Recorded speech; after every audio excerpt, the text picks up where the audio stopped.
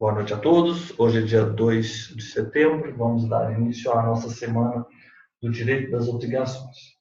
Primeiro momento, nós temos que ter em mente a estrutura da relação obrigacional, formada pelos sujeitos, e entre esses sujeitos nós vamos ter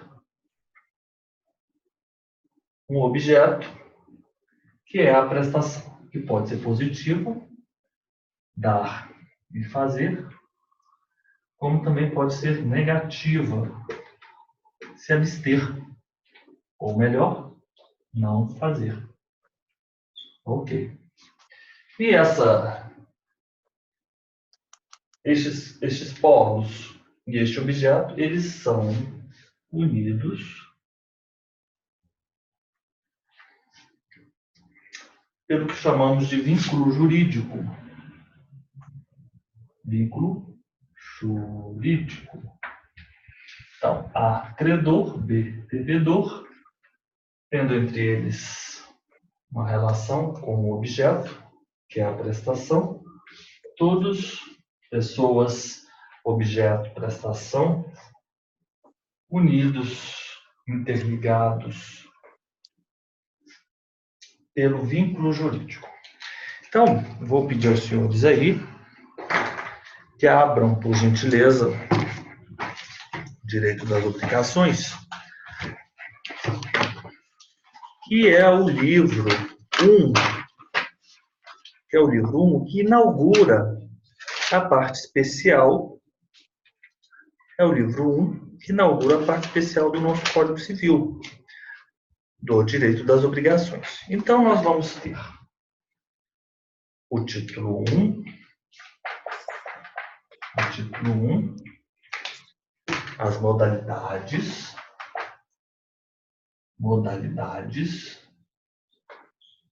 nós vamos ter o título 1, as modalidades, vamos seguindo aí, com os seus respectivos capítulos, né? Capítulo 1, capítulo 2, capítulo 3, capítulo 4, capítulo 5, capítulo 6, são 6 capítulos, ok? Então, é importante que os senhores tenham em mente esses capítulos. Capítulo 1, 3, 4, 5, capítulo 6. O título 2, ele vai tratar da transmissão das obrigações. Transmissão das obrigações. O título 3, por sua vez, do adimplemento e extinção. Adimplemento e extinção. Adimplemento e extinção. E o título 4, então nós vamos ter nesse capítulo vários temas importantes: pagamento em consignação, subrogação, da imputação do pagamento, dação, novação, compensação, confusão, remissão e, por fim, o título 4, que é a do inadimplemento. Inadimplemento. Então, os senhores aí vão estruturando, vamos organizar o nosso estudo do direito das obrigações, tendo em mente esses primeiros 4 capítulos. Correto? Depois, nós vamos ter dos contratos em geral, que é o título 5 dos contratos em geral. Título 5 dos contratos em geral, que são as regras gerais aplicáveis aos contratos. E o título 6, contratos em espécie, que não é objeto dessa nossa semana. Aí nós vamos lá para o final desse artigo, desse capítulo, e vamos voltar no título 9 da responsabilidade civil. Título 9 da responsabilidade civil. Então, é isso. Nós vamos estudar responsabilidade civil, então, essa semana. As modalidades, então, vamos lá para o nosso capítulo 1.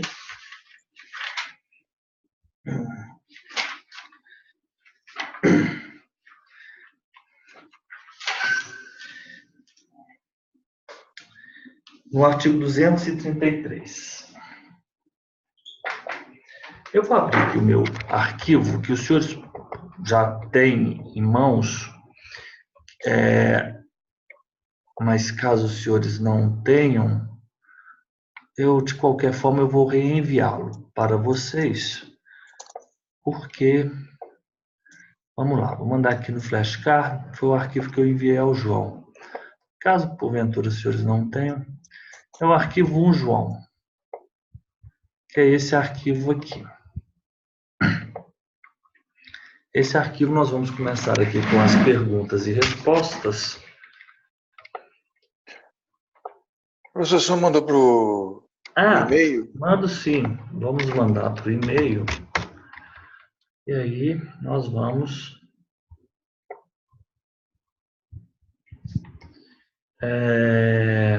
Tem esse aqui também, professor, que eu recebi.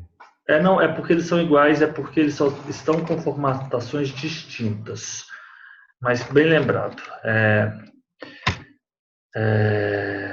O Júnior já recebeu. Fernanda, Elisa, Renato, o Júnior, obrigações. Mas esse arquivo aí, senhores, vamos mandar os dois, é porque eles são iguais, mas eles estão em formatações distintas. Enviar, Fernanda. Vamos lá. Vou abrir aqui o arquivo.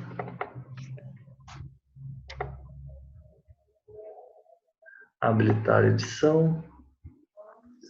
E agora eu vou colocar aqui. Vamos lá para as nossas perguntas. Vou compartilhar aqui com vocês. Ó, eu vou dizer uma coisa que me ajuda muito. Espero também share. Os senhores, caso ainda não tenham hábito, é se organizarem estruturalmente, correto? Esse quadro que eu passei para os senhores, eu vou fazer esse último aí, esse arquivo em PDF, ele vem trazendo, na seção 1, da obrigação de dar a coisa certa, que faz parte do capítulo 1 da obrigação de dar. Então, nós já sabemos que é uma obrigação positiva, é obrigação de dar. Essa obrigação positiva de dar, essa obrigação positiva, ela tem algumas seções. Então, a primeira delas é o capítulo 1, obrigação de dar alguma coisa. Então, a primeira é a obrigação de dar a primeira seção é a obrigação de dar a coisa certa. A seção 2 já é coisa incerta. Coisa incerta. E depois, o capítulo 2 é fazer. É o capítulo da obrigação de fazer. Não tem nenhuma seção. Ok, não tem obrigação de fazer. Depois, nós temos um outro capítulo, que é a obrigação de não fazer. Não fazer. Então, nós temos dar, aqui coisa certa, coisa incerta. Vocês estão observando? Ó, pessoal, deixa eu voltar aqui. Stop share.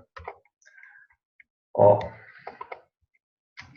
Como eu falei, o objeto da relação é a prestação, que pode ser tanto positiva quanto negativa. E se ela for positiva, ela vai ser o dar ou fazer. E se for dar, é certo e incerto. Se no capítulo 1 vamos tratar da obrigação de dar, na seção 1 vamos tratar da obrigação de dar coisa certa. Na seção 2, no capítulo 1, vamos tratar da obrigação de dar coisa incerta. No capítulo 2, vamos tratar da obrigação de fazer. Então, eu posso até colocar aqui capítulo 1, capítulo 2. O capítulo 3 é a obrigação de não fazer. Aqui é seção 1, aqui é seção 2. Ótimo! Seção 1 e seção 2. Ótimo! E aí o capítulo 4? No capítulo 4, obrigações alternativas. São as alternativas. Ou é uma, ou é outra. Depois as que são divisíveis e indivisíveis. Também nós não temos nenhuma seção. Indivisíveis. E por fim, daquelas que são solidárias. Solidárias.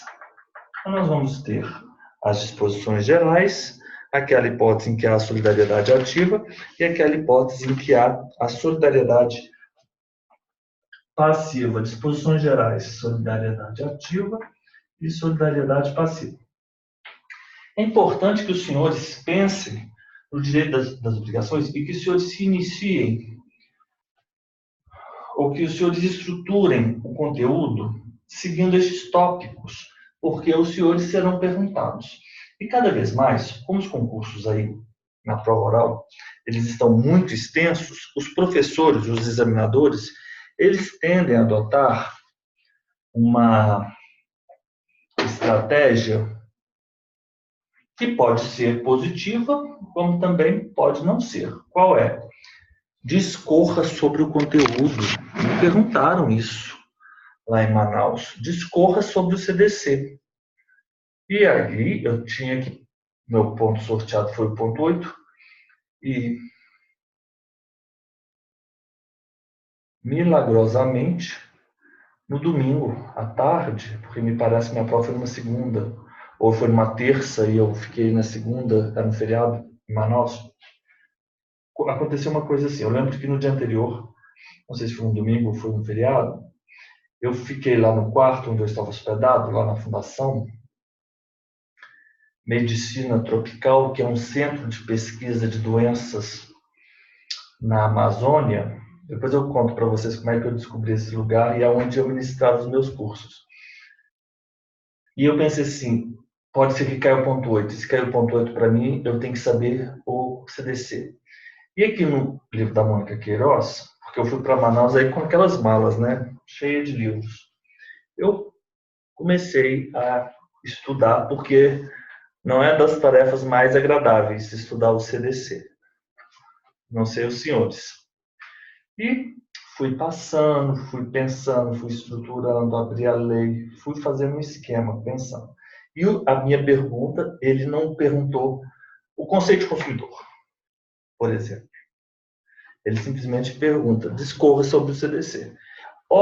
Obrigatoriamente, quando os senhores forem discorrer sobre um tema, os senhores têm que ter estruturado o tema. Então, os senhores têm que saber quem são as partes, como se dá a relação jurídica consumerista, o que a caracteriza, o que a diferencia. Da mesma forma, se perguntarem assim, discorra sobre o direito das obrigações. O primeiro passo é os senhores definirem como se dá a relação obrigacional. Os senhores, inclusive, podem confrontá-la com a obrigação de direito real, que é o que sempre os autores fazem. Vencida essa primeira introdução, os senhores obrigatoriamente terão que passar pelas modalidades. Então, os senhores vão tratar da obrigação de dar coisa, e essa coisa pode ser certa quando incerta, de fazer, como não fazer, atendendo já a essa classificação. É mais desafiador. A pessoa tem que dominar o conteúdo. Mas isso aí para os senhores vai ser moleza. Alternativa... Professor, como foi sua prova? Hã? Como foi a sua prova? Eu tirei uma nota, eu tirei 9,5 nessa do CDC. Mas você concorda que por outro, eu pensei depois e falei assim, olha só, e tem uma questão que é a responsabilidade, né? A responsabilidade é diferente. São vários pontos. Agora eu não vou me lembrar exatamente porque eu não tenho estudado o CDC. Quando eles te perguntam isso, o que você vier a falar está certo. Eu pensei depois e falei assim, bem, eu poderia ter apresentado um recurso porque eu não errei nada. Porque eu fui falando, e aí eu fui falando e fui trazendo para a área do direito notarial e registral. Porque o que interessa quando estamos a tratar de CDC nos cartórios é saber se a relação requerentes, apresentantes, clientes, usuários e oficiais e tabeliães é uma relação de consumo. Correto? Vocês sabem dessa discussão. Vai, João, vai já habituando. Essa discussão é uma discussão aí importante aqui na nossa área, porque isso vai ter reflexos na responsabilidade, nas atribuições, no regime jurídico. Correto? E eu fui falando sobre isso. E no final ele fechou a frase com a seguinte pérola. Não era bem isso que eu queria. Mas quando já bateu o sinal dos 10 minutos, ele não poderia mais ter me falado isso. Ele deveria ter ido ou me orientado no decorrer da explanação. Concordo? Então, mas de qualquer forma, eu não quis judicializar porque eu acho que isso dá muito trabalho, cansativo e incomoda todo mundo. Professor, mas aplica o CDC ou não? Oi? Aplica o CDC aos notários ou não? Não se aplica porque o que estamos a tratar não é uma relação de consumo típica. Não é uma relação de consumo. Não é uma relação de consumo. É um serviço público sui generis. Correto? Ok. Vamos então, continuamos aqui. Nós já temos o nosso quadro. Nós temos o nosso quadro aí. Os senhores já têm esse quadro. E nesse quadro eu tenho dar coisa certa e dar coisas incertas. Quando eu estiver tratando de coisa certa, o que eu estou trazendo aqui nessa primeira sessão, basicamente, é como será a responsabilidade na hipótese de se perder aquela coisa. Então, se eu tenho um dever, uma obrigação de dar coisa certa e aquela coisa se perde antes da entrega ou então pendente uma condição suspensiva.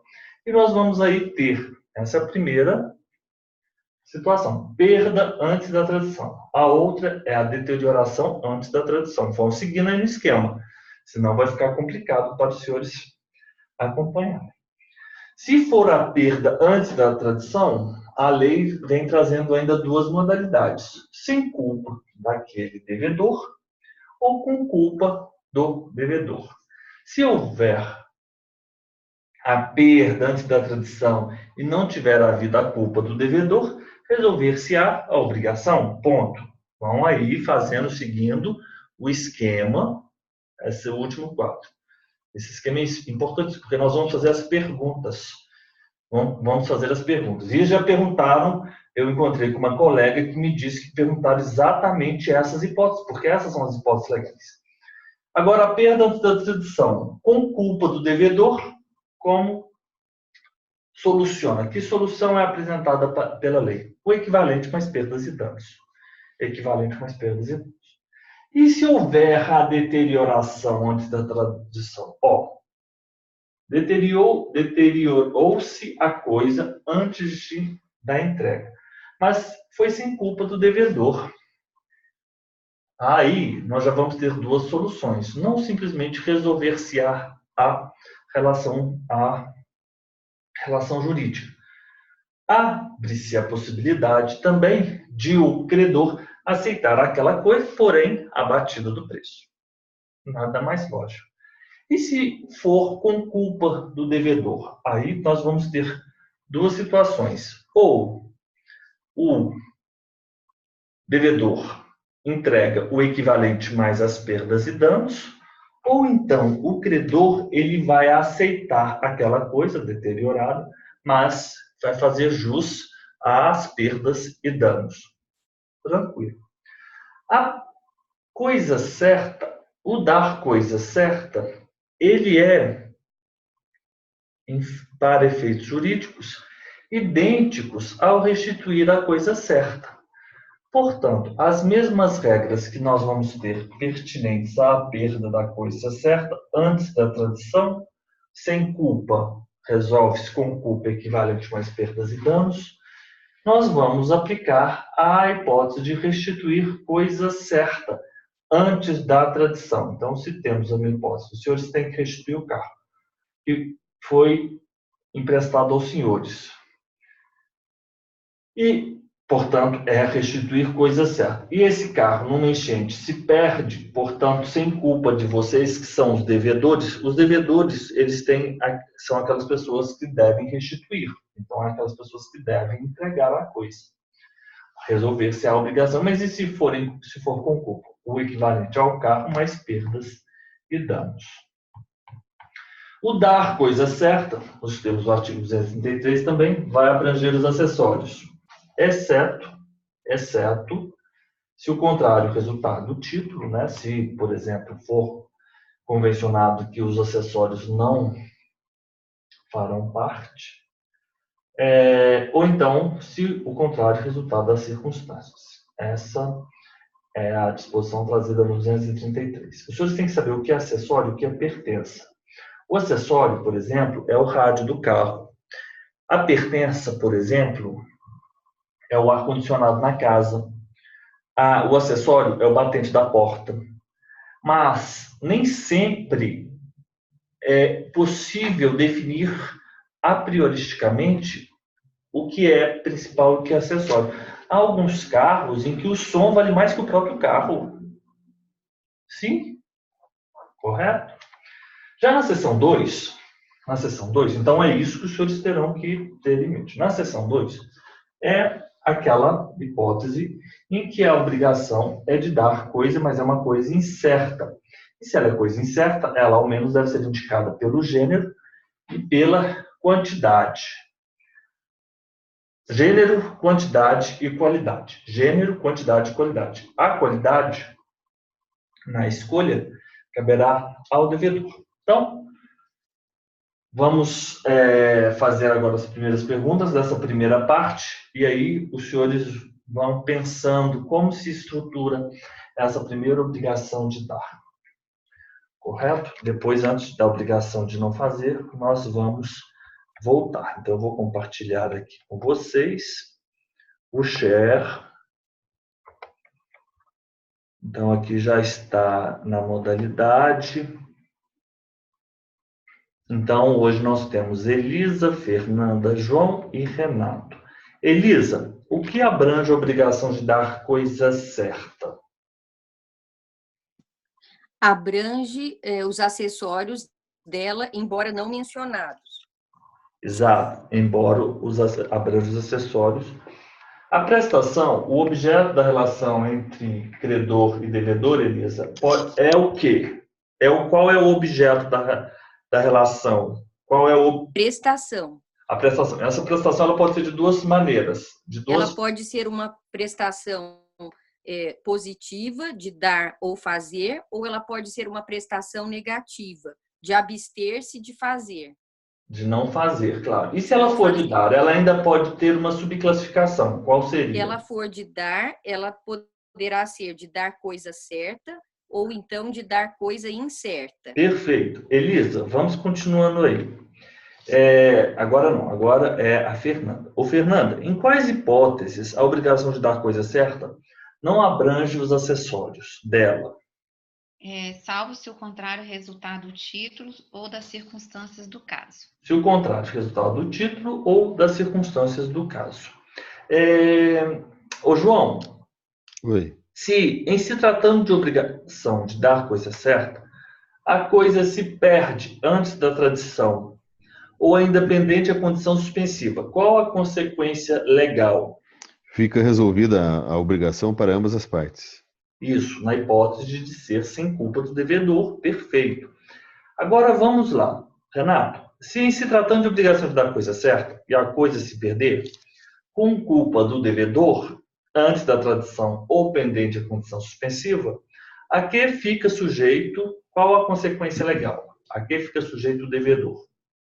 Responder ao devedor pelo equivalente e mais perdas e danos. Equivalente mais perdas e danos. Elisa, quais as opções assistem ao credor na hipótese de dar coisa certa se a coisa se deteriorar, não sendo culpado o devedor, sem culpa do devedor. O credor poderá resolver a obrigação ou aceitar a coisa, abatido de seu preço o valor que se perdeu.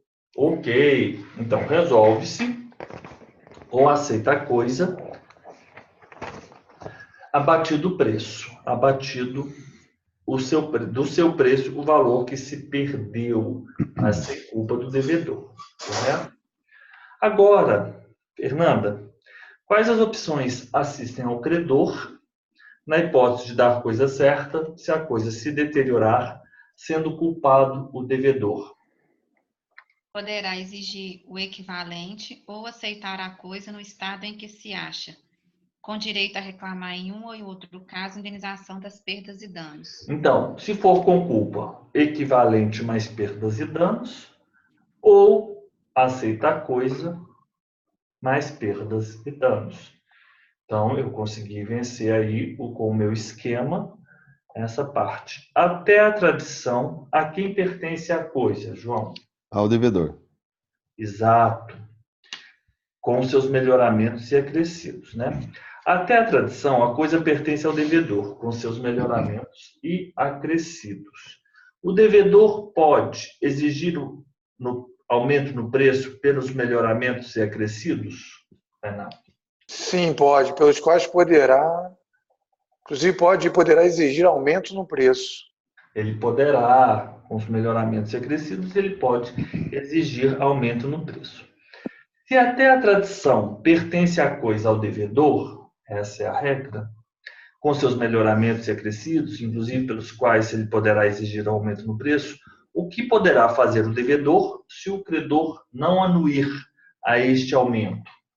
Se o credor não anuir, poderá o devedor resolver a obrigação. Resolver a obrigação. Resolver a obrigação. Resolver a obrigação. A quem pertencem os frutos percebidos? São do devedor. E os pendentes? Ao credor. Ao credor. Quais os efeitos jurídicos se a obrigação for de restituir coisa certa? Agora, restituir coisa certa e esta, sem culpa do devedor, se perder antes da tradição. Sofrerá o credor a perda e a obrigação se resolverá, ressalvados os seus direitos, né, do credor até o dia da perda. Perfeito, exatamente. Se a obrigação for de restituir coisa certa e essa sem culpa do devedor se perde, sofre ele, o credor, a perda e a obrigação se resolve, mas os seus direitos do credor ficam ressalvados, né? Quais os efeitos jurídicos se a obrigação for de restituir coisa certa e esta, com culpa do devedor, se perde antes da tradição? O devedor responderá pelo equivalente mais perdas e danos. Restituir coisa certa é identificado pelos artigos e pela sigla RCC. Os senhores estão vendo que restituir coisa certa e a perda antes da tradição é o mesmo, são os mesmos efeitos legais em que há a obrigação de dar coisa certa e ocorre a perda antes da tradição. Equivalente mais perdas. Os senhores conseguiram identificar? Sim, só o fundamento legal é que é outro artigo, né? Perfeito, perfeito. E, por exemplo, 238, resolve-se a obrigação. Na perda da coisa certa antes da tradição, simplesmente resolve-se a obrigação. Na restituir coisa certa, nós temos esse ressalvados os direitos do credor. Agora, 240, por que ele não está com a pergunta aqui? É porque eu não saberia dizer ao senhor. 240, vamos ver o que diz esse artigo. Se a coisa restituível se deteriorar sem culpa do devedor, olha só, agora é o seguinte, não sei por que não está sem a pergunta, mas deveria estar. Mas, de qualquer forma, os senhores vão pensar o seguinte, nós temos que dar a coisa certa e ela pode se perder antes da tradição ou ela pode se deteriorar antes da tradição. Nós podemos restituir a coisa certa e ela pode se perder antes da tradição. Ele não trata da deterioração. Ele trata da deterioração, sim. Ele trata. Então, restituir coisa certa antes da tradição, mesmas regras jurídicas de restituir a coisa certa, de dar coisa certa e se perde antes da tradição, né? Mesmas regras. Agora, se os senhores observarem, é o seguinte, nós temos a deterioração da coisa certa antes da tradição. E depois, à direita, da metade para a direita, eu resolvi fazer um outro quadrinho, restituir coisa certa, que é este 240. E há a deterioração antes da tradição. Vamos ver, eles são idênticos. Deterioração antes da tradição, deterioração antes da tradição. Um é coisa certa, outro é restituir. Um é dar coisa certa, o outro é restituir coisa certa.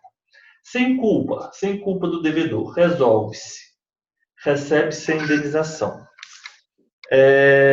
Então, nós vamos ter aqui... se a coisa se deteriorar sem culpa, recebê-la o credor. Espera aí.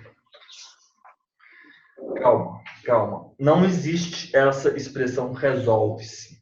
Mas, pessoal, por isso que eu coloquei aqui, e ficou muito apagadinho, eu coloquei a palavra liberalidade em cima do resolve-se. Resolve-se. Vamos tirar o resolve-se, professor? Não, o resolve tem que ficar. Sabe por quê? Porque o resolve é uma liberalidade. É uma liberalidade do credor. E foi sem culpa do devedor, por que não deveria ser resolvida? Os senhores concordam comigo? Por isso que eu fiz um quadro e eu coloquei liberalidade. Por quê? Na primeira hipótese do artigo 235, deteriorada a coisa, não sendo o devedor culpado, poderá o credor resolver a obrigação ou aceitar a coisa abatida do preço. Por que quando restituir a coisa certa, nos termos do artigo 240, se a coisa se deteriorar sem culpa, recebê-la o credor tal qual se ache, sem direito à indenização. Recebe-se a indenização. Pessoal, por que ele não poderia resolvê-la? Os senhores concordam comigo? Eu coloquei o resolve para manter a coerência. Agora, se os senhores discordarem, os senhores podem tirar o resolve-se. Os senhores estão acompanhando? Estão juntos comigo? Elisa? Professor, mas se a gente tirar, aí a gente colocaria o quê? Não. Você só coloca o quadrinho para apontar que, na restituição de coisa certa, havendo a deterioração antes da tradição sem culpa do devedor, a disposição da lei é simplesmente receber sem indenização, que é não é parecido, é a mesma coisa que aceitar a coisa abatida do preço. Os senhores estão entendendo o que eu fiz? Sim. Aceita a coisa porque os senhores têm que ver o quadro. Resolve. Tanto é que eu não coloquei de caneta, eu coloquei de lápis. 240. Se restituir sem culpa, ele vai receber essa indenização. Mas, caso ele queira, por que não? É uma liberalidade do credor. Bem, eu continuo pensando dessa maneira. Agora, e se ela se deteriora antes da tradição, com culpa do devedor, com culpa nos termos do artigo 240? Nós vamos ter equivalente mais perdas e danos. Observar o 239. O que diz o artigo 239? O artigo 239, ele fala responder equivalente mais perdas e danos. Artigo 239. Eu vou até colocar ali o artigo 239. Equivalentes mais perdas e danos. Mas nós ainda temos que observar o enunciado 15 da primeira jornada de direito civil. Vou aqui colocar aqui na internet para eu buscar esse enunciado.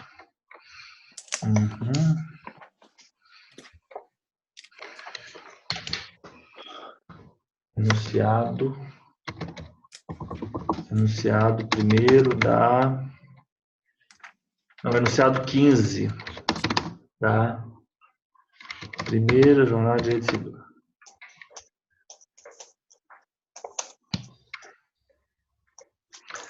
As disposições do artigo 236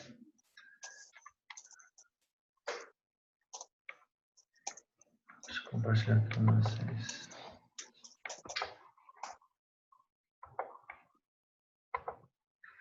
As disposições do artigo 236, eu já sei que equivalente mais perdas e danos é o que o artigo 240, na segunda parte, me traz, remetendo ao artigo 239, não é? Equivalente mais perdas e danos. As hipóteses, nos termos do enunciado 15 da primeira jornada de direito civil, sendo com culpa, nós vamos aplicar as disposições do artigo 236. E o que diz este artigo? Aceita a coisa mais perdas e danos. Aceita a coisa mais perdas e danos. Então, com esse quadro, o enunciado da 15, ele igualou, porque olha só, deteriorou-se a coisa antes da tradição, com culpa do devedor. O artigo 240 fazia remissão ao artigo 239, perdão. Equivalente mais perdas e danos. O enunciado, ele veio para completar o quadrinho de baixo. Aceita a coisa mais perdas e danos, que é o 236. Né? O 236. A única inovação que eu fiz aí, doutrina do professor Joaquim, desculpa aí a pretensão, pessoal, foi colocar ali o resolve. Liberalidade, porque eu queria conferir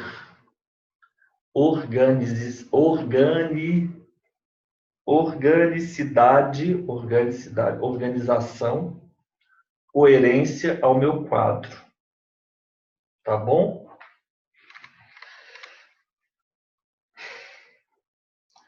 Restituir coisa certa.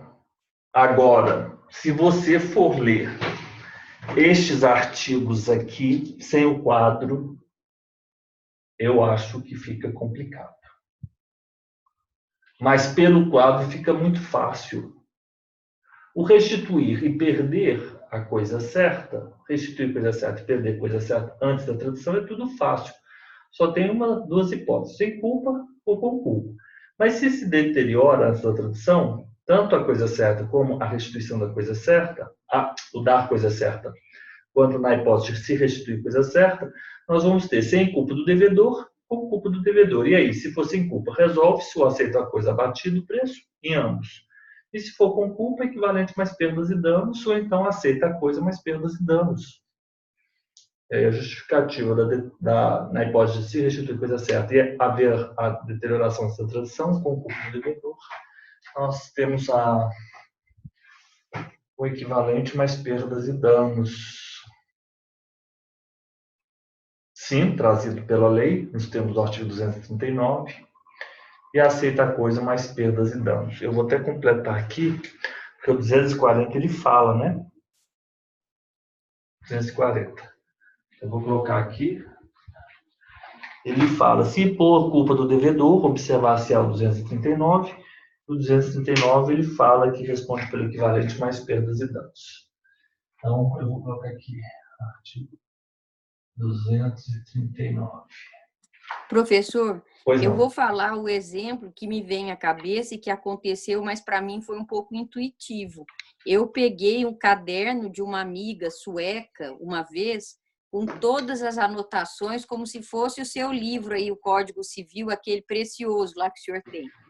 E aí eu não sei o que aconteceu, que eu estraguei um pouco o livro, não sei se caiu no chão e molhou. Aí, para devolver, como na Bélgica, o chocolate é muito barato, aí eu devolvi com uma caixa de chocolate belga para tentar conquistá-la, né? Mas eu acho que foi isso, que era restituir a coisa certa, e houve deterioração antes da tradição, e com culpa do devedor.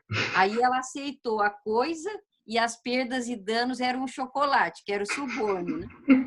Mas ela aceitou, graças a Deus, porque eu não tinha mais cara. Falei, meu Deus do céu, porque eram anotações, algumas em inglês e outras em sueco. Então, eu sei lá, não entendo sueco, como é que eu ia passar aquilo a limpo? O caderno, né? É difícil. E justamente da sueca, né? Que a gente imagina que é um povo muito rigoroso, né? Imagina, com os Não, e horários. ela aceitou, graças a Deus, né? Porque senão eu estava frita. Ah, que coisa boa. Então tá. Você devolveu, né? Mas na verdade ali ótimo. Vencemos então os artigos, a seção dar coisa certa, obrigação de dar coisa certa, obrigação de dar coisa certa. Então, os senhores podem observar que nessa seção nós também temos restituir coisa certa. Mas o que ele trata? Ele vai tratar das hipóteses em que há perda ou nas hipóteses em que há a deterioração. Agora vamos lá para a seção 2. Então, eu vou voltar aqui para os nossos artigos.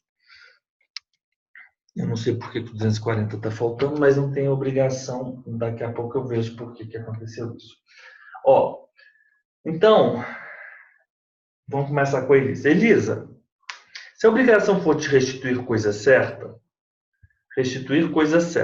nós ainda temos aqui alguns temas a serem tratados. Nós temos o artigo 241. E sobrevier melhoramento ou acréscimo à coisa, sem despesa ou trabalho do devedor, está obrigado o credor a indenizar? Sem Não, despesa. não está. Não. Então, é obrigação de restituir. Aqui no nosso quadro, nós não temos isso. Então, se a obrigação for de restituir coisa certa e houve um melhoramento, ele lucrará o credor, desobrigado, né? Então, é isso. Ótimo. Nesse caso, ganhou o chocolate lá da Elisa, lá, né? Eu não sei se foi o chocolate, mas aí seria, eu acho que um vaso, né, de flores, e a pessoa fica tomando conta, tem uma rosa, nesse meio tempo nasceram 2 ou 3, não é? Tem uns exemplos, eles são, enfim, sim, restituir, né? Vocês sabem, né, que dependendo aí da planta, ela é muito valiosa, né? Se a obrigação for de restituir coisa certa, esse exemplo seu é ótimo, Elisa. Se a obrigação for de restituir coisa certa e sobrevier melhoramento ou acréscimo, com dispêndio ou trabalho do devedor, o caso se regulará por quais normas, Fernanda? As normas, as benfeitorias realizadas pelo possuidor de boa-fé ou de má-fé. Então, nós já sabemos aquele quadro, né? De boa-fé, as necessárias, as úteis, as voluptuárias. Então, ele pode reter necessárias, úteis, a retenção, as voluptuárias ele não pode reter, ele pode levantá-las sem prejuízo da coisa. A de má-fé, ele faz jus às necessárias apenas, não faz as úteis e nem levantar as voluptuárias, e também não pode reter, não tem o direito de reter, ou tem o direito de reter das necessárias? Agora eu não me recordo, mas aquele quadro, ele tem o direito de reter? Não, ele tem o direito de reter, não tem o direito de reter as necessárias, né? Ele não tem o direito de reter as necessárias. Deixa eu só dar uma olhada aqui para eu... As benfeitorias aqui logo na posse. Perda da posse, possuidor não responde pela perda da legislação, possuidor de má-fé responde pela perda. Aqui, o possuidor de má-fé serão ressarcidas as necessárias. Não, ele não tem o direito de reter as necessárias nos termos do artigo 220, nem de levantar as voluptuárias. Serão ressarcidas somente as benfeitorias necessárias. Ele será ressarcido, mas ele não tem direito de reter, ele não será ressarcido das úteis, e muito menos das voluptuárias. Ele já não era, ele só poderia levantar, mas na posse de má-fé ele não pode levantar. Ok. Em relação aos frutos percebidos, quais são as normas aplicáveis? Normas acerca do possuidor de boa-fé ou de má-fé. Ok. Agora vamos tratar da seção 2 das obrigações de dar coisa incerta. Como será indicada, ao menos, a coisa incerta? Pelo gênero e pela quantidade. Gênero e quantidade. Nas coisas determinadas pelo gênero e pela quantidade, a quem cabe a escolha? A escolha cabe ao devedor. Se o contrário, né, a escolha na Se o qualidade. contrário não resultar do título da obrigação. Exato. Ou, pessoal, desculpa, eu estou aqui sem mostrar para vocês o arquivo. Então, vamos lá. Nas coisas determinadas pelo gênero e pela quantidade, a escolha pertence ao devedor. E qual o critério para a escolha? Tá. Já é o segundo. Fernanda, nas coisas determinadas pelo gênero e pela quantidade, a escolha pertence ao devedor. Qual o critério para a escolha do devedor? Ele não poderá dar a coisa pior, nem será obrigado a prestar a melhor. Tem alguma coisa errada aqui. Nas coisas determinadas pelo gênero e pela quantidade, a escolha pertence ao devedor se o contrário não resultar do título. Mas não poderá dar a coisa pior, nem será obrigado a prestar a melhor. Tá certo, não, professor? Vamos lá. Nas obrigações de dar coisa incerta, cientificado da escolha do credor, quais regras deverão ser aplicadas? Da seção das obrigações de dar coisa certa. Da seção 1 das obrigações de dar coisa certa. Antes da escolha, poderá o credor alegar perda ou deterioração da coisa, ainda que for força maior ou caso fortuito? Não poderá.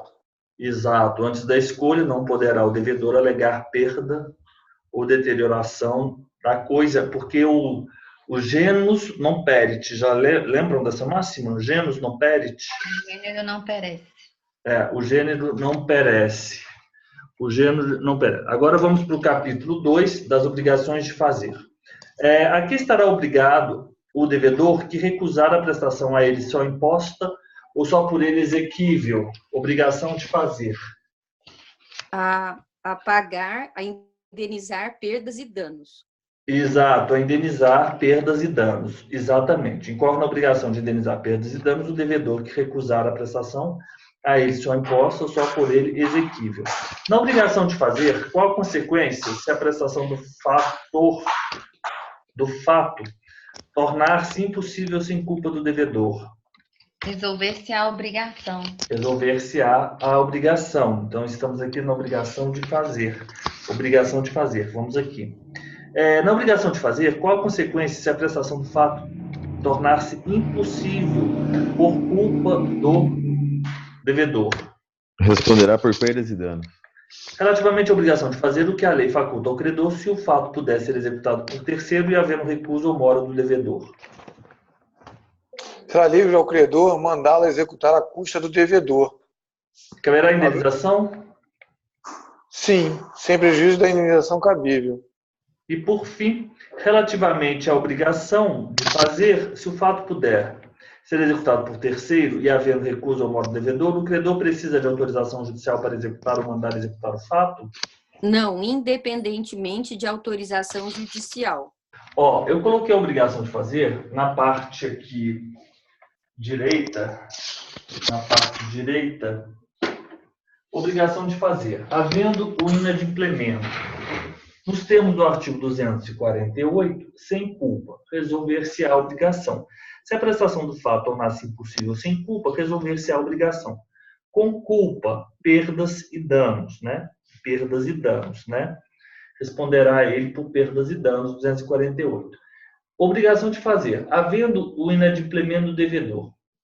Aí eu coloquei sem culpa, com culpa, eu achei melhor colocar nessa ordem. 247. Recusa a prestar a prestação a ele só imposta ou a prestação só por ele exequível. É aquela prestação que é infungível. As prestações elas podem ser qualificadas como infungíveis. E são aquelas prestações a ele só imposta ou só por ele exequível. Nos termos do artigo 247, perdas e danos. Incorre na obrigação de indenizar perdas e danos o devedor que se recusar a prestação a ele só imposta ou a prestação só por ele exequível, perdas e danos. Então, sem culpa resolve, com culpa perdas e danos. Se for uma prestação inadimplemento de prestação infungível, não pode ser prestada por outra pessoa, né? Havendo recusa, né? A prestação a ele só é imposta, ou a prestação só por ele exequível, perdas e danos. E o 249, ele vem falando, na hipótese de recusa ou mora e sendo a prestação fungível, o credor manda executar e aí fará jus às perdas e danos. Se o fato puder ser executado por terceiro, será livre ao credor mandá-lo executar à custa do devedor, havendo recusa ou mora deste. Então, havendo recusa ou mora deste, sendo fungível, o credor manda executar e fará jus a perdas e danos. Correto? Em caso de urgência, pode o credor, independentemente de autorização, mandar executar e é ele depois ressarcido. Nós já temos os nossos 50 minutos, vamos fazer o nosso intervalo de 10 minutos, agora são 8h20, então voltamos às 8h30, tá bom? Professor, só uma coisa, depois que a gente começar a fazer o corujão, a gente vai achar a falta do corujão. A gente vai achar que a aula vai ficar muito curta. O senhor vai ver. Esse corujão vai ser um marco na minha vida. Eu preciso dormir mais tarde. Amanhã tá, mas o corujão vai ficar para a história, vai ficar para a história. É o corujão e o Red Bull. Tá bom, vai ficar, tá bom. Então, Elisa, você tinha que ter participado dos cursos presenciais, sabe por quê? Porque, olha só, o pessoal fica falando, pensando assim, o curso vai começar às 7, termina às 9, logo depois já vai ter um outro curso. Quando eu ministrava os cursos presenciais, eu começava o curso geralmente 8 horas da manhã, a gente fazia um intervalo por volta de 12h30, 1h, e aí a gente almoçava, voltava por volta de 14 horas e a gente ficava até às 17, 18 horas. Era praticamente... praticamente não, isso durante 6 dias. Não, professor, mas o senhor ainda vai ter outros presenciais, mesmo que eu não esteja lá no Rio Grande do Sul, eu vou me inscrever e vou. Agora eu não sei de onde que eu tirava forças para fazer isso. Mas, enfim, vamos lá. É que o senhor ama dar aula, professor. Eu acho que é isso. Durante uma semana, 6 dias, então até daqui a pouco.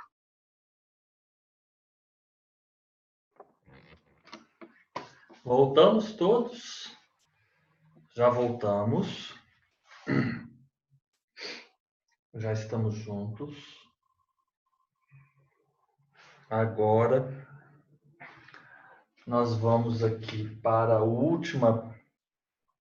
Voltamos. Então, essa primeira parte nós vamos com o quadro, né? Eu estou com um quadro aqui. O artigo 250 e 251. 250 e 251.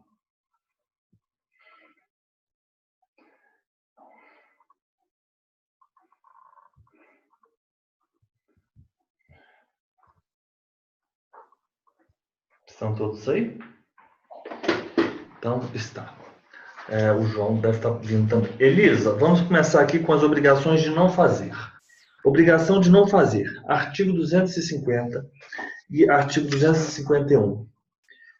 Então, eu já vou aqui compartilhar com vocês o arquivo, share, e nós vamos... Obrigações de não fazer. Como se extingue a obrigação de não fazer, Elisa?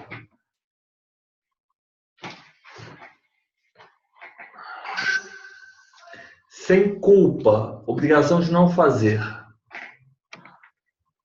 A Elisa caiu. Então vamos para a Fernanda. Fernanda, seu mute, por favor. Tá não, bem. Tá, vai lá. Como se extingue a obrigação de não fazer, Elisa? Ou Fernanda? Só um pouquinho, professor. Tá. Sem culpa do devedor, se lhe torna impossível abster-se do ato que se obrigou a não praticar. Então, desde que sem culpa se lhe torne impossível ao devedor abster-se do ato que se obrigou a não praticar. Ô João, Oi. o que poderá o credor exigir do devedor se o devedor praticar o ato a cuja abstenção se obrigara? Que o desfaça sob pena de desfazer a sua custa, ressarcindo o culpado perdas e danos. Ok. Renato, em caso de urgência, o credor depende de autorização judicial para desfazer ou mandar desfazer? Não, independentemente de autorização judicial, sem prejuízo do ressarcimento devido. Exato. Então, a obrigação de fazer, ela pode, obrigação de não fazer, obrigação de se abster. Se for impossível o desfazimento, perdas e danos. Se for possível desfazimento mais perdas e danos, ou simplesmente perdas e danos. Então vamos lá, nos termos do artigo 250, 251 e parágrafo único, né? 250. Extingue-se a obrigação desde que sem culpa, né? Desde que sem culpa se lhe torne possível abster-se. Então extingue-se sem culpa. Aqui faltou um quadro, eu posso melhorar esse quadro. Sem culpa, extingue-se a obrigação. E se for com culpa, desfazimento mais perdas e danos, sob pena de se fazer a sua custa, ressarcindo o culpado, perdas e danos, né? Poderá ainda desfazer, independente de esse quadro da obrigação de não fazer, eu posso melhorar ele. Posso melhorar. Sem culpa e com culpa. Então, sem culpa, resolve-se. Resolve-se, extingue-se, resolve-se, extingue-se. E com culpa, aí no caso, se for com culpa, pode exigir que se desfaça, ou então desfazer a sua própria custa. E aí sempre ressarcindo o culpado perdas e danos. Eu vou tirar uma foto aqui, e aí eu vou colocar esse quadro, vai ficar melhor dessa forma aqui.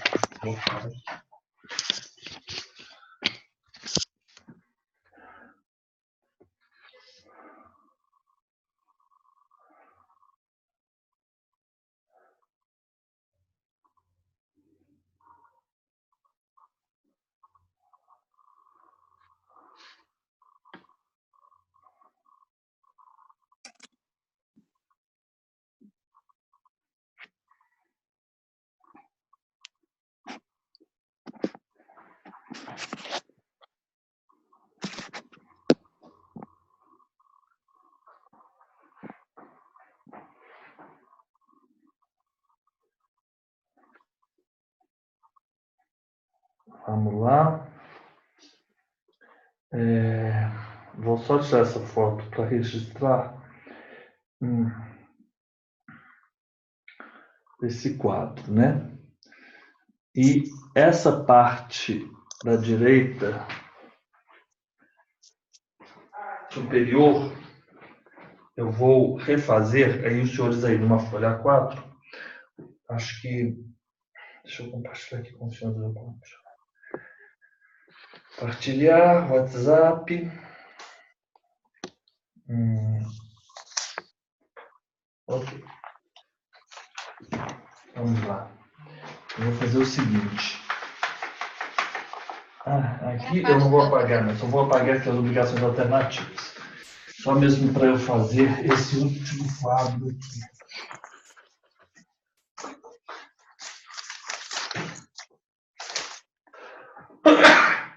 Nossa, espirrei. Obrigação de não fazer. Obrigação de não fazer. Então vamos lá. Obrigação. Tá. Obrigado, Fernanda. Vou voltar aí.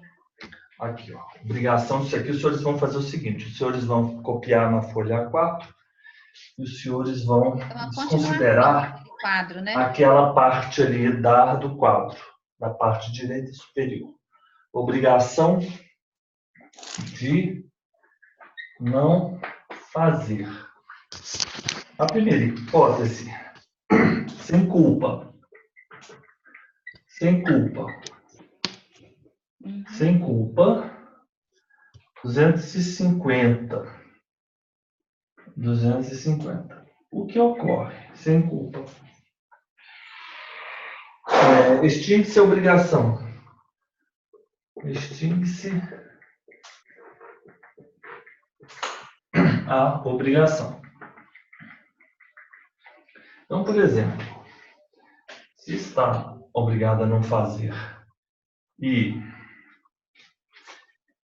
se lhe torna impossível abster-se do ato, ok, é essa hipótese, sem culpa, né? Se torna impossível se abster do ato. Agora, com culpa. Com culpa. Vou colocar aqui. Se lhe torna impossível abster-se do ato. Se lhe torne impossível.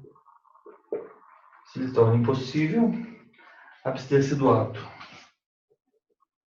Abster-se do ato. Se lhe torna impossível abster-se do ato. Se for com culpa.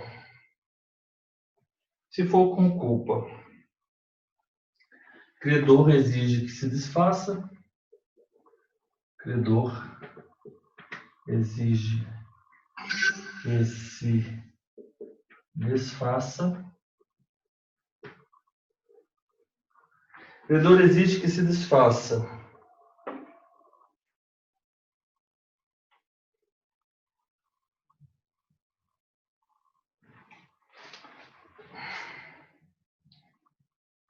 Credor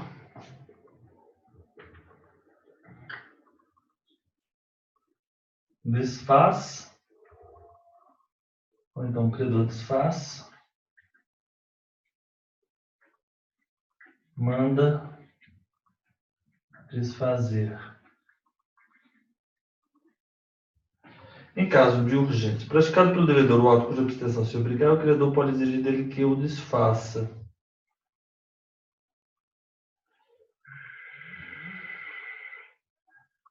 O credor exige que se desfaça. Eu acho que a melhor maneira é colocar isso. Pena desfazer à custa do credor. Culpado ressarce perdas e danos. Culpado ressarcirá perdas e danos. Ou o credor. Urgente.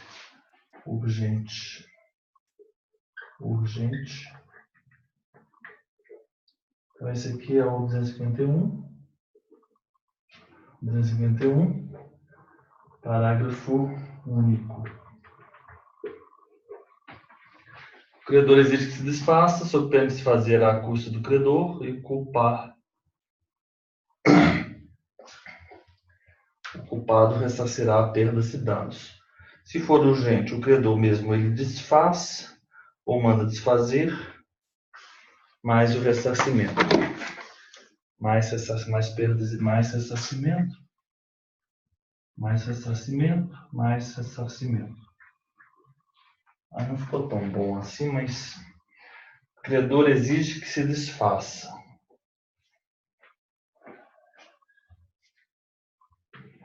Que se desfaça. O credor exige que se desfaça.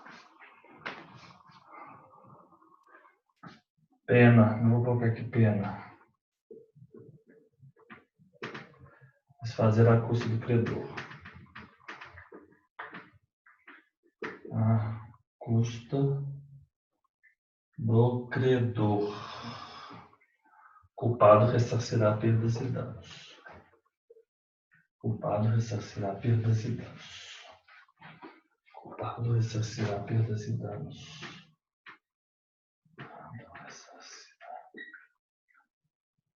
Perdas mais danos. Ok. Então é esse o quadro aí que os senhores vão colocar ali naquela parte superior à direita. Deixa eu dar uma foto aqui.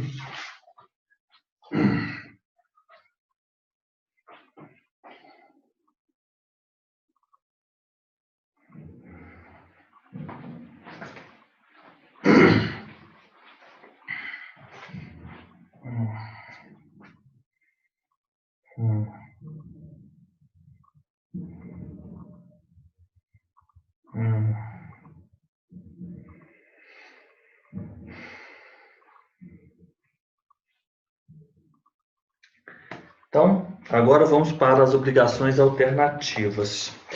Vamos dar uma olhada aqui na professora Mônica. Deixa eu ver aqui se tem alguma coisa aqui que ela poderia nos acrescentar aqui. a função social dos contratos, das obrigações, direito prestativo, dos atos de classificação das obrigação de dar, coisa certa, obrigação específica, os acessórios da coisa certa, a perda da coisa certa, a tradição, deterioração, melhoramento, obrigação de restituir, cientificação, obrigação de fazer, obrigação de não fazer, obrigação de fazer é aquela que nós vimos antes. Obrigação de não fazer, ela colocou antes, obrigação de fazer. Inadimplemento da obrigação de fazer, nós já vimos isso. Sem culpa, com culpa, recusa, fungível e infungível. Obrigação de não fazer. Artigo 390. Nas obrigações negativas, o devedor é havido por inadimplente desde o dia em que executou o ato que devia se abster. Sempre esse é o artigo 390, lá da parte dos contratos em espécie, né? 390. A obrigação de não fazer traz em si a característica da infungibilidade. Ela também, a obrigação pode ser... Aqui ela tem umas classificações, não é o objeto aqui nosso. O inadimplemento é aquilo que nós fizemos aqui. Agora, tem uma classificação quanto à quantidade dos elementos. Simples é um credor. Aqui, obrigações solidárias. Mas aqui agora não. Agora são as obrigações alternativas. Solidárias, ela fala... É engraçado. Facultativas, quanto ao conteúdo. Aqui são as classificações, né, das obrigações. Classificação das obrigações, enfim. Mas é o suficiente para os senhores, é o seguinte, é esse quadro. Eu vou marcar aqui, porque, né, caso os senhores amanhã queiram, os senhores vão seguindo aqui. Ela vem... Onde que está a obrigação de alternativa aqui no livro dela? Ela começa a classificação das obrigações quanto à quantidade dos elementos obrigacionais. Obrigações discricionárias, solidárias, denúncia. Não.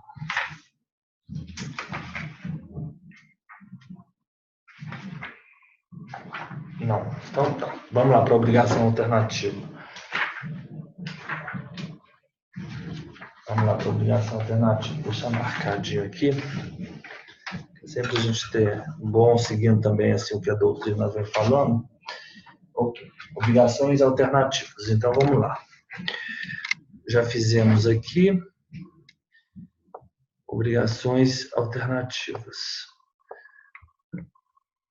Vou compartilhar com vocês. Share.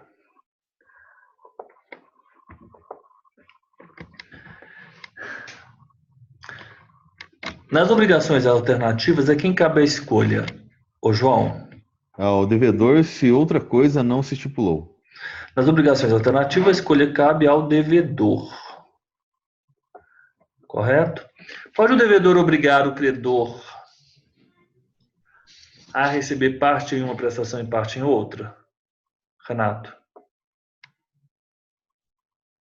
Não, não pode. Não pode. Quando a obrigação for de prestações periódicas, como poderá ser exercida a faculdade de opção? A cada período. Em cada período, sim. Havendo vários devedores, a quem cabe a escolha? Pluralidade de optantes. Não haverá acordo unânime, não havendo acordo unânime entre eles, quem decidirá? Decidirá o juiz. Fim do prazo por este assinado para deliberação, certo?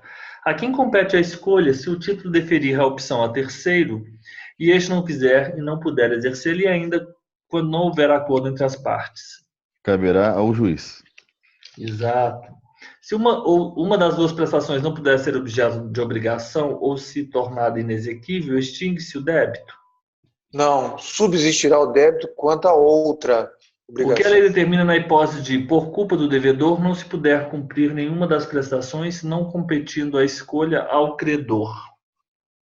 Ficará o devedor obrigado a pagar o valor da prestação que, por último, se impossibilitou, mais perdas e danos. Exatamente. Regra geral, nas obrigações alternativas, a escolha cabe ao devedor. Ponto. Pode, entretanto, a escolha ser estipulada ao credor.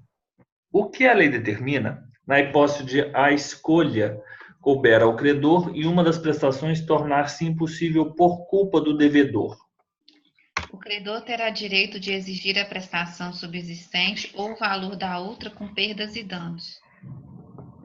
Eu acho que as perdas e danos só se aplica se ele escolher a que se perdeu, na minha opinião. Embora a redação da ASO a uma interpretação de com perdas e danos também aquela outra. Não sei. O que os senhores acham? Não acham?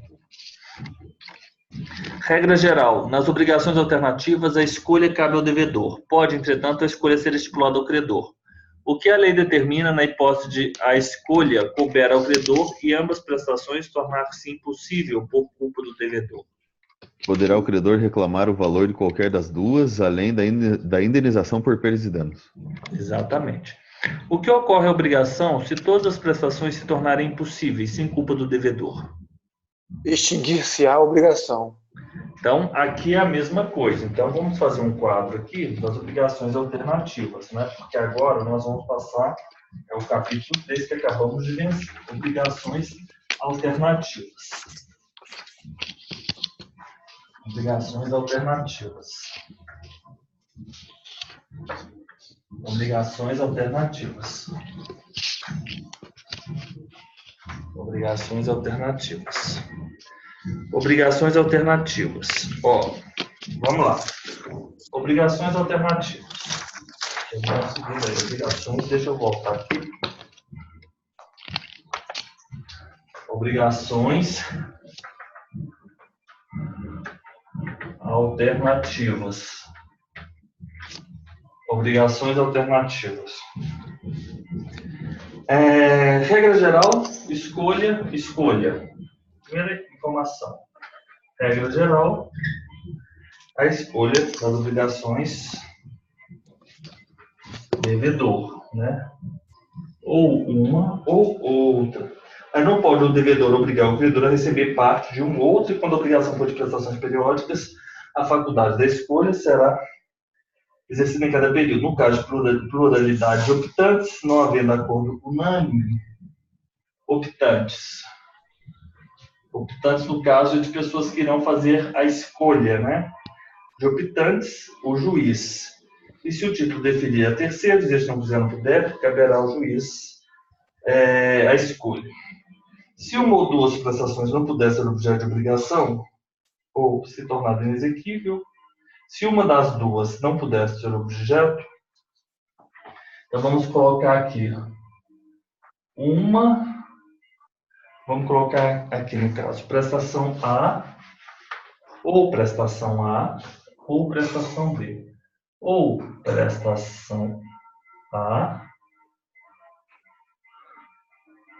ou prestação B. Ou prestação A, se uma das duas não puder ser objeto da obrigação ou se tornar inexequível, aí nós temos uma das duas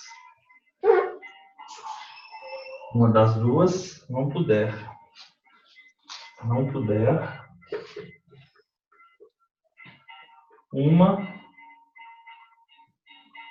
das duas inexequível. Uma das duas não puder, uma das duas inexequível. Uma das duas não puder e uma das duas inexequível. Se por culpa não se puder, se uma das duas prestações não puder ser objeto, subsiste o débito quanto à outra. Subsistirá o débito quanto à outra. Então, aqui é o artigo 253. Ok. E o 254. Se uma das duas prestações não puder ser objeto de obrigação se tornar inexequível, ou prestação A, uma das duas não puder, uma das duas inexequível, subsiste o débito contra a outra. O 254, a gente falou outra coisa. Se por culpa do devedor não se puder cumprir nenhuma, ficará aquele obrigado a pagar o valor da que por último se impossibilitou, mais perdas e danos. Então, se por culpa não se puder cumprir nenhuma, culpa do devedor. Culpa, devedor. Nenhuma. O que ocorre é o devedor, né? O devedor que tem a obrigação. Ficará obrigado a pagar o valor da que por último se impossibilitou. Devedor paga o valor da última mais perdas e danos. Mais perdas e danos. Não faz sentido isso, não cabendo a escolha. Não cabendo a escolha ao credor. Porque se o credor puder escolher, ele pode escolher qualquer uma delas. Correto? Faz sentido isso. Culpa devedor, nenhuma. E ainda, aí, outra informação. A escolha não cabe ao credor. A escolha não cabe ao credor. Então aqui, por quê? Se couber a escolha ao credor, ele pode escolher qualquer uma delas, mais perdas e danos. Quando a escolha couber ao credor e uma das prestações tornar-se impossível por culpa do devedor, aí o credor terá direito de exigir a prestação subsistente ou o valor da outra, com perdas e danos. A prestação subsistente ou o valor da outra. Se por culpa do devedor ambas as prestações tornarem inexequíveis, poderá o credor reclamar o valor de qualquer das duas, além da indenização, perdas e danos. Aqui é fácil. 255. 255. 255. Escolha credor e culpa devedor. Escolha credor, culpa devedor. A primeira hipótese, uma se torna impossível. Impossível. Aí, o credor pode escolher a subsistente. Credor, obviamente, subsistente. Credor escolhe a subsistente. Ou credor, valor da que se perdeu. Da que se perdeu, mais perdas e danos, não é? Mais perdas e danos. Uma impossível. Credor subsistente ou credor o valor da que se perdeu, mais perdas e danos. Aí ele fala ambas impossíveis. Ambas impossíveis. Aí o credor reclamar o valor de qualquer das duas. Credor reclamar valor de qualquer delas, mais perdas e danos. Mais perdas e danos. Se todas as prestações tornarem impossíveis sem culpa do devedor, extingue-se a obrigação. 256. 256. Sem culpa, devedor, impossíveis. Se tornarem impossíveis sem culpa do devedor, extingue-se. Extingue-se. Ótimo. Então é isso que nós temos que ter em mente. Vamos organizar. Mas é simples, né? É simples. Ela tem uma lógica. É simples essa lógica.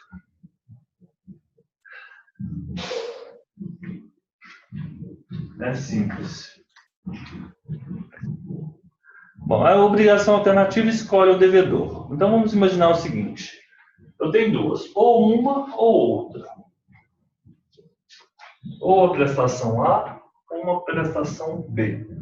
Uma das duas não puder, uma das duas se tornar inexequível, né? Obviamente estou falando aqui sem culpa do devedor, né? Subsiste o crédito o débito contra o outro. Se for por culpa do devedor nenhuma, e a escolha não cabe ao credor, então nenhuma delas é possível, o devedor vai ter que pagar a última que se perdeu, mais perdas e danos. Mas agora, se for a escolha, se a escolha couber ao credor, uma delas se perdeu ou então uma delas se tornou inexequível, ele pode ficar com a outra ou aquela que se perdeu, mas as perdas e danos. E se for ambas, aí o credor pode escolher qualquer uma delas, correto? Mais perdas e danos. Agora, se elas tiverem se tornado ambas impossíveis sem culpa, resolver-se-á a obrigação. É bem lógico isso aqui. Bem lógico.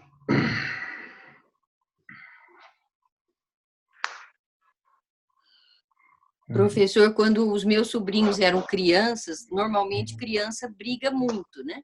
Certo. E aí eu tentava aplicar essas regras do Código Civil para poder, ou do Código Penal, aquele defesa, legítima defesa, tudo isso para poder resolver as brigas deles. Aí eles ficavam olhando para mim assim como se eu fosse de outro planeta, né? Mas era uma alternativa, porque é difícil resolver briga de criança, né? Não resolve, Elisa, tem que deixar.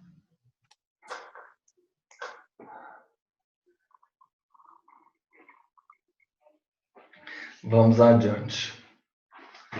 Então, vamos adiante. Vamos adiante. Obrigações alternativas muito simples. As obrigações alternativas muito simples. Agora vamos para aquelas obrigações chamadas de divisíveis ou indivisíveis. Obrigações divisíveis e indivisíveis, né? Havendo mais um devedor ou mais um credor, eu vou apagar esse quadro, porque aqui a gente começa a ter que fazer alguns desenhos que são importantes. Correto? Essa obrigação alternativa é muito fácil. Já estamos aqui para o último capítulo, né? Antes das obrigações solidárias. Ó, obrigações divisíveis ou indivisíveis, se eu comparo com as obrigações solidárias, que vão ser tratadas no capítulo 6, eu vou observar o seguinte: a divisível ou indivisível tem relação com o objeto, não com o sujeito, correto? As solidárias, por sua vez, elas terão relação com os sujeitos. Então, vamos lá. Vamos fazer aqui os desenhos. Só o professor, repete aí, por favor, as divisíveis tem... Obrigação divisível ou indivisível, Fernanda, ela tem relação com o objeto, não com os polos. As obrigações solidárias, elas têm relação com as pessoas. Com as pessoas. E as alternativas também é objeto, né? A alternativa é o objeto. A alternativa é o objeto. Mas pode haver obrigações solidárias em que há uma série de pessoas que estão no polo credor ou no polo devedor, mas que são também alternativas. Correto? Vamos lá. Havendo mais de um devedor ou mais de um credor em obrigação divisível, como se presume dividida a obrigação? Quem é, professor? Pode ser você, Lisa. Então, em tantas obrigações iguais e distintas quanto os credores ou quanto os devedores. Ok, regra geral, então é isso mesmo. Então, quanto os credores e quanto os devedores. Ok. Quando a obrigação é indivisível? Quando a prestação tem por objeto uma coisa ou um fato não suscetível de divisão, por sua natureza, por motivo de ordem econômica ou dada a razão determinante do negócio jurídico. Isso aqui foi um mnemônico que minha aluna Thalita criou, que coisa fofa, não suceda. Ela falava coisa, fato. Ela era muito criativa, mas ela era um pouco indecente também. Ela criava os mnemônicos assim. Eles, lá em Manaus, o pessoal, eles adoram uma coisa de duplo sentido e sempre tem alguma coisa sexual por trás disso. Eu acho um pouco assim, não sei. Mas lá é comum isso na cultura deles, né? É por isso que está aparecendo aqui, isso aqui não fui eu que escrevi, tá, pessoal? Foi uma da minha aluna que criou, tanto é que esse arquivo estava com o nome dela. Ela colocava essas situações, eu vou apagar aqui. A obrigação é indivisível quando a prestação tem por objeto uma coisa, um fato não suscetível de divisão, por sua natureza, por motivo de ordem econômica ou dada a razão determinante do negócio jurídico. Se havendo 2 ou mais devedores, João, e a prestação não for divisível, como será obrigado cada um dos devedores? Cada um será obrigado pela dívida toda. Qual direito assiste ao devedor que paga a dívida? Renato. Subroga-se no direito do credor em relação aos outros co-obrigados. Se a pluralidade for de credores, cada um dos credores poderá exigir a dívida inteira? Elisa. O que poderá exigir? Então, poderá cada um exigir a dívida inteira. Ok. Se houver pluralidade de credores, como deverão pagar o devedor ou devedores para se desobrigarem?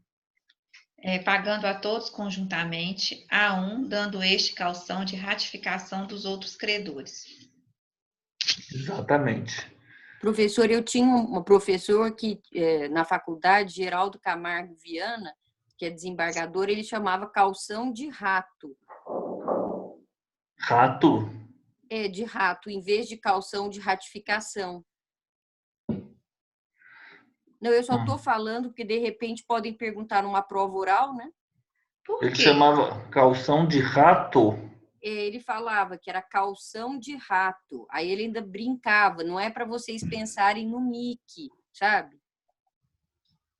Por que a calção Por de quê? ratificação? Você acha que essa palavra ela pode ser flexionada dessa maneira? Eu nunca vi, professor, mas como ele é desembargador, uma vez eu perguntei para outro professor de Direito Civil, ele falou, se ele falou, então pode. Calção de rato.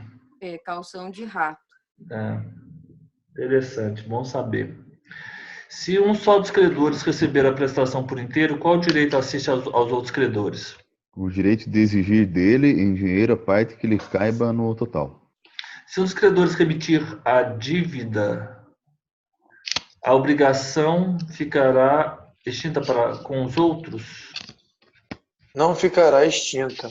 Se um dos credores remitir a dívida, a obrigação não ficará extinta para com os outros. Correto? Na hipótese de um dos credores remitir a dívida, a obrigação não se extinguirá para os outros credores. Entretanto, o que deverá ser obedecido por estes credores ao exigir a obrigação? Deverá ser descontada a cota do credor remitente. A regra de haver desconto da cota do credor remitente se observará em quais negócios? No caso da transação, novação, compensação ou confusão. Sempre que ocorrer qualquer uma dessas situações, nós vamos descontar, né? Se o credor, por exemplo, é porque são vários credores que fazem jus à dívida toda. Se aquele credor ele remitir a parte dele, quer dizer que os outros continuarão fazendo jus, né? A parte. Isso vai ocorrer na transação, na novação, na compensação ou confusão. É claro, é a mesma coisa. O que ocorre é a obrigação que se resolver em perdas e danos? Perde a qualidade de indivisível. Perde a qualidade indivisível a obrigação que se resolver em perdas e danos. Ok. Como responderão os devedores se a obrigação indivisível tivesse resolvido em perdas e danos por culpa de todos os devedores? Responderão todos por partes iguais.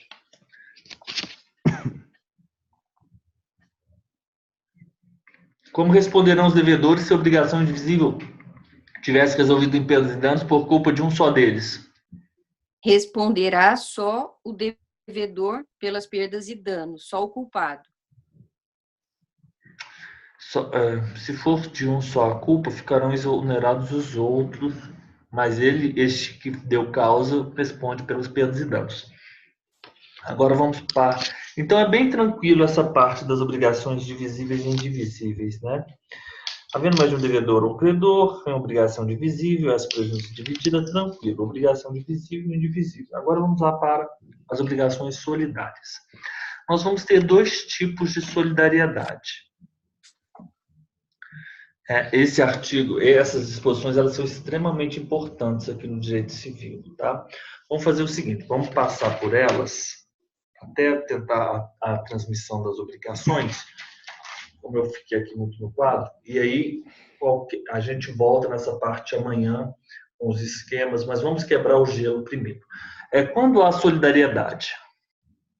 É a Eu, né? Fernanda. Uhum. Quando na obrigação concorre mais de um credor ou mais de um devedor, cada um com direito ou obrigado à dívida toda. Então vai haver solidariedade, correto? Então é mais de um credor ou mais de um devedor, cada um com direito à obrigação ou obrigado à dívida toda. Então, na verdade é o seguinte, eu acho difícil, mas eu não queria fazer isso, mas eu vou fazer. É o seguinte, credor. Volta lá para nós, professor. Até. Tá. É porque esse artigo, ele faz isso. Credor, você tem que ler, é o seguinte, quando há solidariedade? Esse é o 264, professor? Esse é o 264. Quando na mesma obrigação concorre mais de um credor e ele, cada um com direito. Então, cada um com direito. Então, o credor com direito, cada um com direito. Direito a quê? A dívida toda. Ou a solidariedade. Então, nesse caso, nós vamos ter a solidariedade ativa e a solidariedade passiva, quando nós temos a dívida toda, nós vamos ter na solidariedade. Não é bem isso, porque pode ter outras pessoas nesse polo. Mas eu quero falar assim, obrigado à dívida, obrigado, direito à dívida toda, vou colocar assim, direito à dívida toda, obrigado à dívida toda. Aí eu vou colocar devedor.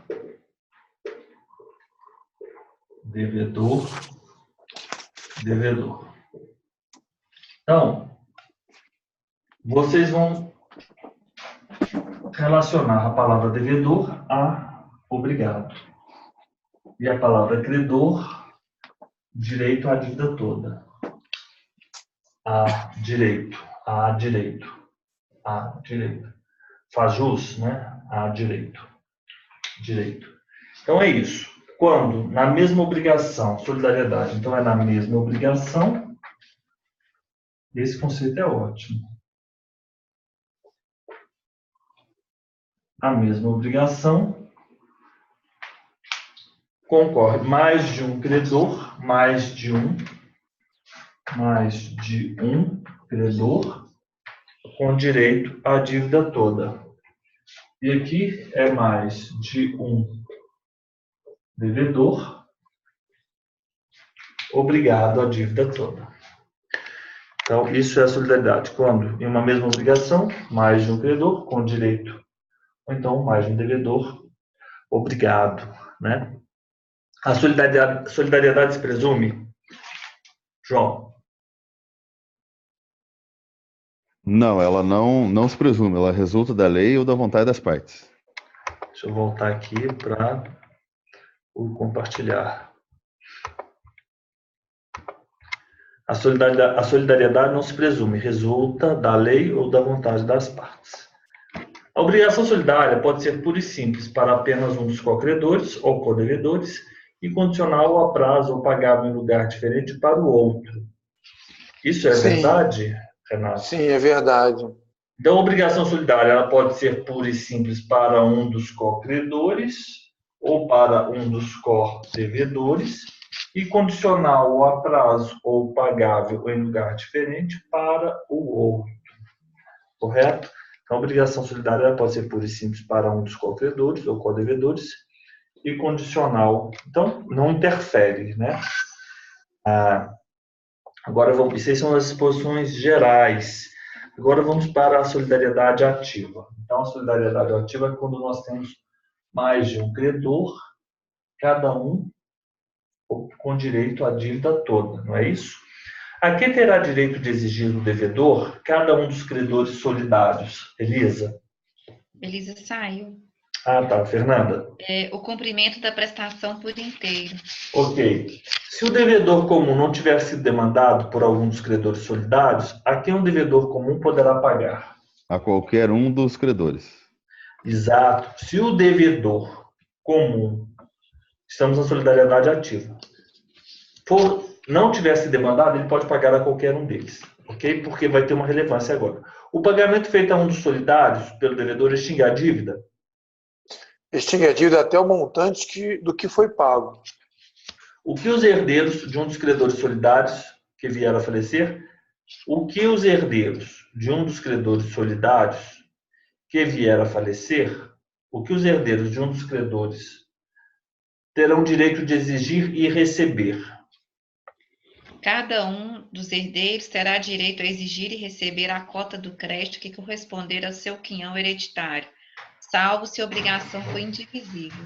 Pessoal, a obrigação não se transmite pela morte. Então, ele só vai poder exigir a cota que lhe corresponder, exceto se a obrigação for indivisível. Aí ele pode exigir do devedor aquela obrigação por inteiro, mas não pelo fato de haver solidariedade, mas sim indivisibilidade. Convertendo-se a prestação em perdas e danos, extingue-se a solidariedade? Não, ela subsiste para todos os efeitos. Como responderá aos outros credores o credor que tiver remitido a dívida ou recebido o pagamento? Responderá aos outros pela parte que lhes caiba. Ok. O devedor pode propor a um dos credores solidários exceções pessoais oponíveis aos outros? Não, ele não pode. Não, ele não pode.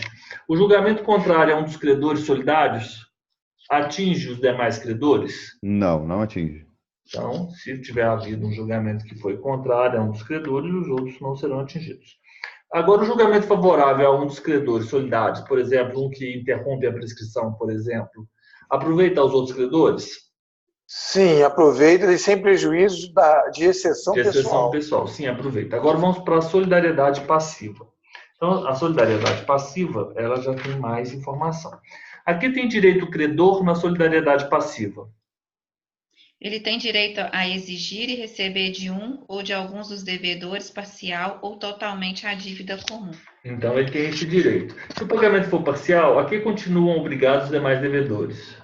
Continuam obrigados solidariamente pelo resto.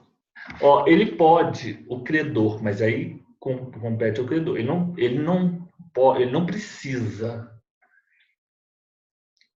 necessariamente exigir a dívida no total de um deles. Ele pode exigir a dívida parcial. Mas todos os outros, mas os demais continuam obrigados pelo resto, correto? Importará a renúncia da solidariedade à propositura de ação pelo credor contra um ou algum dos devedores? Não, não importará. Não importará. Qual valor deverá pagar os herdeiros do devedor solidário? Nenhum destes será obrigado a pagar senão a cota que corresponder ao seu quinhão hereditário, salvo se a obrigação for indivisível. Então, da mesma forma que não se pode exigir a não ser o seu quinhão, no caso da solidariedade ativa, no caso da solidariedade passiva, aquela pessoa, por exemplo, que é herdeira do devedor solidário, ela só será obrigada a pagar aquilo que corresponder ao seu quinhão. Claro, ou mais uma vez, se a obrigação for indivisível. Por exemplo, o exemplo clássico é as pessoas, os devedores, os credores que fazem jus, por exemplo, a um animal, a um cavalo, a uma vaca, por exemplo. É o exemplo clássico. Como serão considerados os herdeiros do devedor solidário, todos reunidos? Serão considerados como um devedor solidário. Em relação aos demais devedores, correto? O pagamento parcial feito por um dos devedores e a remissão por ele obtida. Então, o pagamento foi feito por um dos devedores. Nós estamos aqui nessa situação. É sempre muito importante nós pensarmos essas estruturas. O pagamento parcial feito por um dos devedores e a remissão por ele obtida aproveita aos outros devedores? Não, não aproveita, senão até a concorrência da quantia paga ou relevada. Então, sempre a gente vai excluir aí o que foi pago ou o que foi perdoado, correto? Cláusula, condição ou obrigação, essas perguntas aqui não estão boas. Essas perguntas aqui, isso aqui tem alguma coisa errada. Depois eu vou ter que dar uma olhada nesses artigos. Qualquer cláusula, condição ou obrigação adicional estipulada entre um dos devedores solidários e o credor não poderá agravar. Ok. Então, a melhor pergunta é o seguinte. Qualquer cláusula, condição ou obrigação adicional estipulada entre um dos devedores solidários e o credor, o que não pode ocorrer? O que não poderá ocorrer? Olha só, tá? O que não pode ocorrer relativamente a qualquer cláusula, condição ou obrigação estipulada entre um dos devedores solidários e o credor? Não poderá agravar a posição dos outros sem consentimento destes? Não poderá agravar a posição dos outros devedores. Ô, professor, Oi. poderia ficar assim, é só tirar o não, né? Qualquer cláusula, condição ou obrigação adicional estipulada entre um dos devedores solidários e o credor poderá agravar a posição dos outros sem consentimento destes? Exato, ficou melhor. Então vamos adiante. Se se impossibilita a prestação por culpa de um dos devedores solidários, os outros devedores solidários estarão exonerados de pagar o equivalente? Não. Subsiste para todos o encargo de pagar o equivalente. Mas quem responde pela perdas e danos? Só responde o culpado. Quem responde pelos juros de mora, ainda que a ação tenha sido proposta somente contra um? Todos os devedores. E como responde o culpado? O culpado responde aos outros pela obrigação acrescida. Quais exceções pode opor o devedor demandado ao credor? As exceções que lhe forem pessoais e as comuns a todos. Então, por exemplo, se ele tiver uma dívida, aquele devedor que não foi paga pelo credor, ele pode opor àquele credor aquela exceção pessoal, correto? Mas ele não pode alegar, por exemplo, o devedor, que o outro devedor, qual devedor, tinha uma dívida com ele, era o credor de uma dívida com aquele credor e não tinha sido paga. Os senhores concordam? Então, é só pensar naquela hipótese. Eu posso opor as minhas exceções pessoais. Então, se uma pessoa vem me cobrar, no caso o credor, e eu sou devedor, eu posso dizer, não, mas você se lembra que você estava me devendo? Mas eu não posso falar, olha, o fulano, a Fernanda, que é a devedora solidária, estava te devendo. Eu não posso opor a exceção pessoal da Fernanda. Você estava devendo a Fernanda. Eu não posso falar isso. Eu posso falar, você estava me devendo, mas eu não posso falar, você estava devendo a Fernanda. O devedor demandado pode opor ao credor as exceções pessoais relativas a outro co-devedor? Não. Deixa eu só fazer uma coisa aqui, pessoal. Eu vou virar um pouco a câmera aqui, porque eu quero dar uma olhada nesses arquivos aqui, porque aqui tem alguma coisa errada com esses arquivos, essas perguntas, Mas vamos lá, vamos continuar com essas perguntas. A primeira parte estava perfeita, é só nessa parte aqui que está não sim, porque esse não é o perfil das minhas perguntas. Correto? O credor na solidariedade passiva pode renunciar à solidariedade em favor de de alguns ou de todos os devedores? Sim, pode renunciar. O credor pode renunciar à solidariedade em favor de aí já deu nossos 50 minutos. Espera aí, deixa eu só marcar aqui, porque vamos terminar de fazer isso. Então, ele pode. Se o credor, aqui tem alguma coisa errada aqui. Eu vou só mais um minutinho, só, por favor, deixa eu só buscar um outro arquivo. Talvez eu esteja trabalhando com um arquivo inadequado. Mas não era para ter isso, porque eu fui muito cauteloso, não é a primeira vez que eu ministro esse curso, e não deixar arquivos dúbios, entendeu? Flashcard, projeto Sucessões, Família, Direitos e Obrigações. Obrigações, vamos lá ver se esse aqui é um outro, eu vou ver esse aqui. A gente está em qual pergunta mesmo? 87. Agora seria 87, né, Renato? 87 agora. 87, então vamos lá. Eu não sei quem é, sou eu, Fernando ou João? Fernando agora. Espera aí. Agora sou eu. Já está acabando já esse pedacinho. 87. Espera aí, deixa eu só perguntar isso aqui. Vamos só ver isso aqui, 87. A pergunta parece ser Vamos lá. tranquila. Eu acho que eu não tenho outro, não. Deixa eu só ver aqui o share, voltar para um outro arquivo, mas esse aqui. Mas eu conferi. 87. Se o credor exonerar da solidariedade um ou mais devedores, presumem-se exonerados os demais? Não.